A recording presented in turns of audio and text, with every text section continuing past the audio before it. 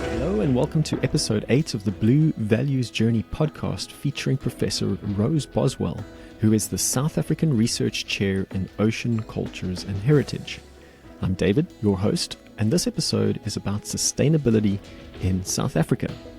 We'll kick off with Rose answering my first question, which is, how is coastal cultural research able to contribute in large-scale sustainability contexts where, for example, environmental impact assessments take place?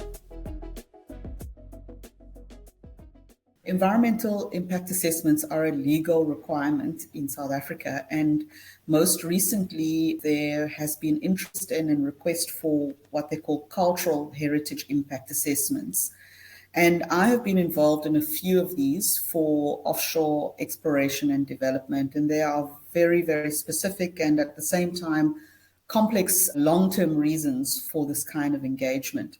In essence, when we collect data on coastal cultural heritage, one of the things that we have noticed is that local communities have a rich, intangible cultural heritage. And by this I mean that they have stories, they have rituals, they have values and practices that indicate a holistic and integrated engagement with the natural environment.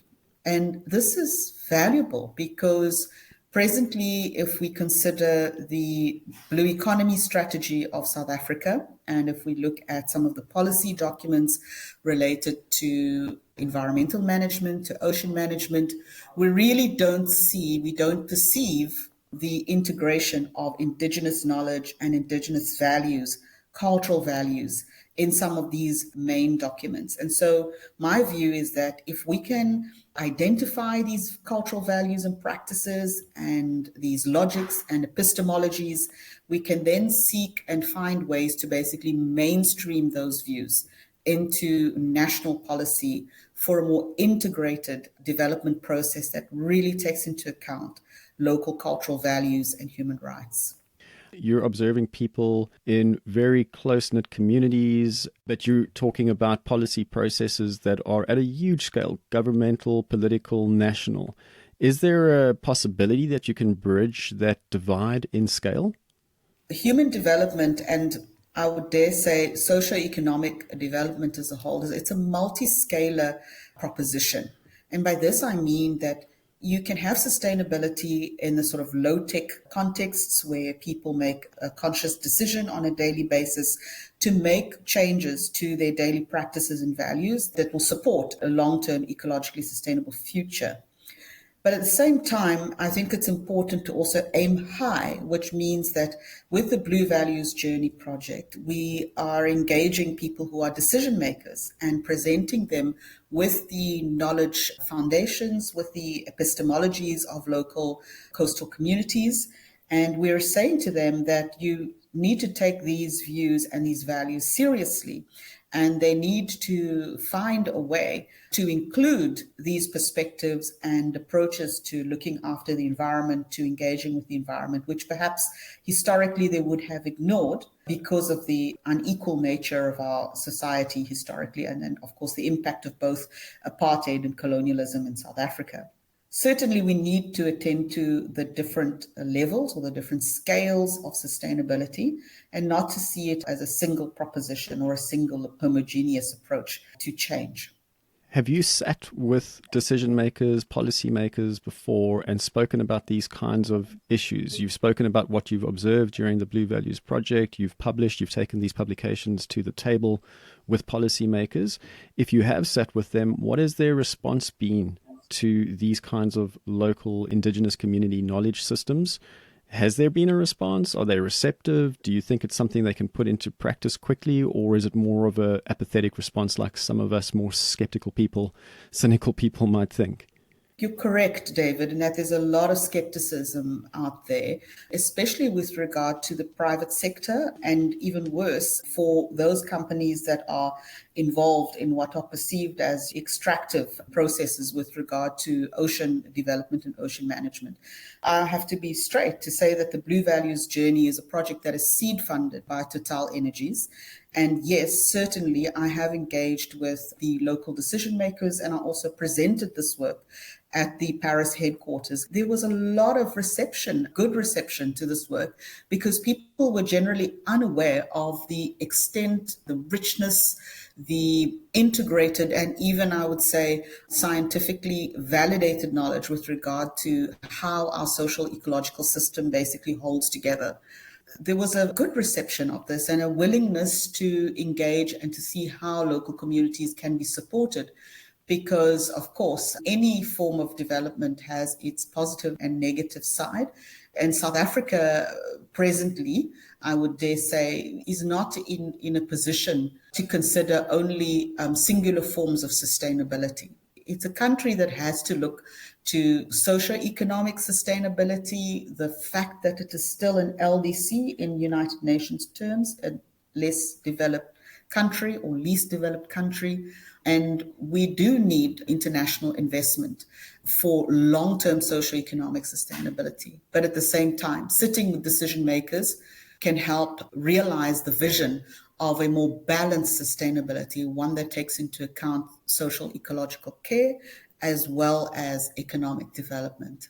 Sustainability means various things, different things in different contexts. You've spoken about socioeconomic sustainability.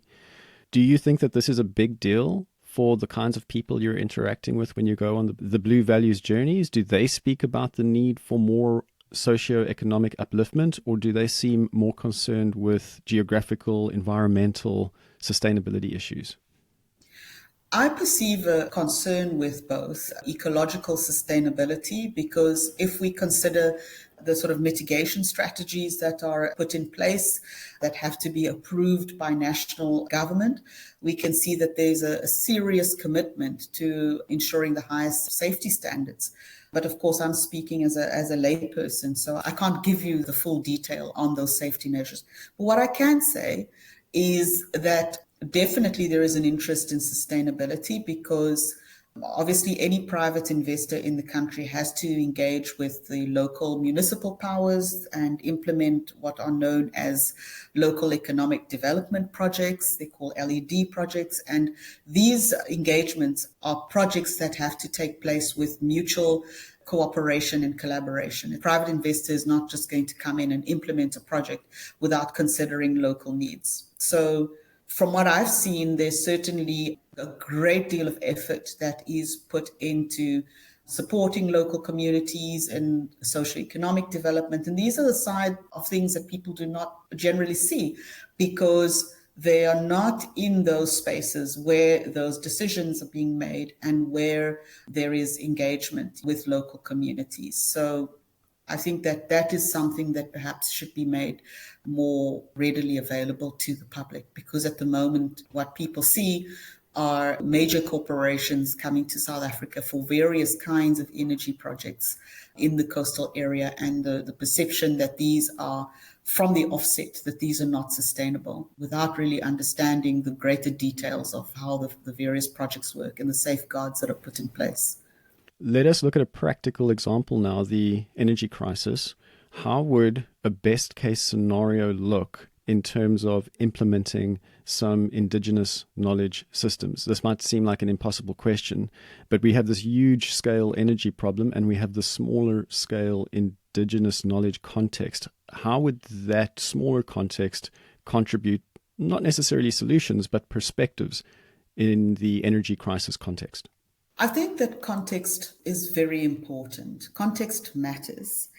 And I say this bearing in mind that along the east coast of Africa, for instance, the use of low technology for a long-term sustainability in small-scale fishing and in the navigation of the sea is something that is possible, because there is a 1,000-year plus history there of using vessels such as the dhow, which for the most part requires use of the wind, and the monsoon seasons, which are particular to that region of the world.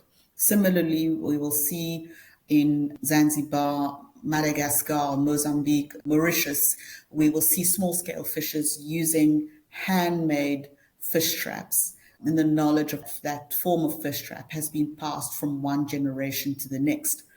Now, it is possible to have a kind of technology transfer from those indigenous communities to indigenous small-scale fishers here in South Africa. There's no reason why we can't also use the kind of fish traps that are to be found in the eastern part of the continent. However, we have to take into account the conditions of the ocean and the sea and the currents in South Africa, which may be very different from the kind of sheltered lagoons that you find on the east coast of Africa. So this is why context really matters. I think in terms of the energy crisis issue, South Africa is in I would say, a perilous situation because it has experienced more than 300 years of colonial rule, and with that have come particular valuations and aspirations for energy that we can now no longer attenuate. By this, I mean that it's very difficult for us to go back to a time when we were using more renewable sources of energy. We need to move forward and to look at renewable forms of energy and to leverage solar and wind. And I believe you can also leverage energy from the tides, that this is being proposed for some places of South Africa, I think off the east coast of South Africa, if I'm not incorrect. But all of this has to be vetted and has to be assessed, and the environmental impact assessment process has to be initiated there as well. But the energy crisis, I think, in South Africa is one that will require intelligent consideration and solution. I don't think that we can go back to a time where indigenous people were reliant on fire. I don't see that being possible in South Africa. And if we think of fire, for example, again, what are we going to use for that? So we do need to take these things into account. I think South Africa has to move forward and has to move forward in a way that considers a suite of energy sources rather than relying on what it has relied on for the last few hundred years. Would it be appropriate to think about the Blue Values Journey project as an attempt to sustain indigenous knowledge systems? You're going around collecting stories that often are oral in nature. They would be written down in some contexts, but you're doing your best as part of a team to collect and preserve and therefore sustain local indigenous knowledge systems. Is that correct? That is correct. And I think it's a higher goal, a more substantive goal of ours, to view sustainability as a proposition and an endeavor that involves a consideration of alternative philosophies of being in the world, if that makes sense. Presently, we have very modernist approaches to the concept of sustainability. And by this, I mean we can install solar panels so that we don't rely so heavily on the natural environment and natural fossil fuels and so on in order to sustain our energy needs. But I do think that sustainability is also a philosophical and a psychological endeavor, in that we need alternative, more integrated, holistic understandings of beings in the world. In part, this is what the Blue Values Journey is seeking to do. It is producing an archive of knowledge with regard to intangible cultural heritage in South Africa, coastal South Africa, that may be very useful not only for traditional and Khoisan leadership in the future, but also for the government of South Africa in the future, as it considers what it is bringing to the national and global platform as a nation that has phenomenal cultural, philosophical diversity. The march of technological progress is obviously accelerating. AI, large language models, chatbots, everything is going virtual. Less is written down in physical format. Everything's digital. A lot of people are very skeptical of that context. But do you see an opportunity with this march of progress for Indigenous knowledge systems? They've already been marginalized to an alarming extent. Is there a possibility that we have hope in this rapidly accelerating technological context for Indigenous knowledge systems to find some kind of footing again and spread in popularity? I don't know if popularity is the right word, but at least create more of an awareness through the acceleration of technology? I think that there are parallel processes of change taking place in the world today. And by that, I mean that while we do have AI and the impact of new technologies on ways of communicating and generating information about the world in general and our place in it, at the same time, I think that there is a move, I would like to say, a sort of a powerful social movement for the recognition of both cultural and biodiversity. And part of that movement for change includes epistemologies and the knowledge foundations of Indigenous peoples and what it is that they can bring to a new world where we consider not just the place of humans on Earth, but of all species and all things animate and inanimate. So I don't see these processes as being mutually exclusive. My view is that there are parallel processes of change taking place in the world today.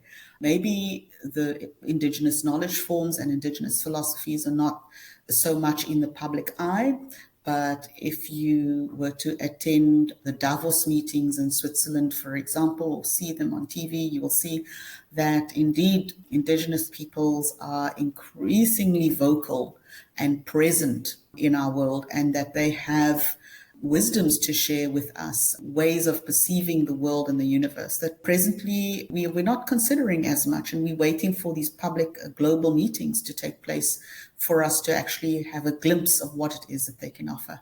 These Indigenous peoples attending Davos, would it perhaps be a possibility that they are being co-opted into a globalist agenda that doesn't really care about the preservation of Indigenous knowledge systems? Well, not everyone gets to go to Davos. I think I presented that as an example of where it is that Indigenous peoples and their knowledge forms can be experienced in the public sphere. But I had a long and beautiful conversation with the manga artist. I remember him so clearly and dearly now. He's from Canada.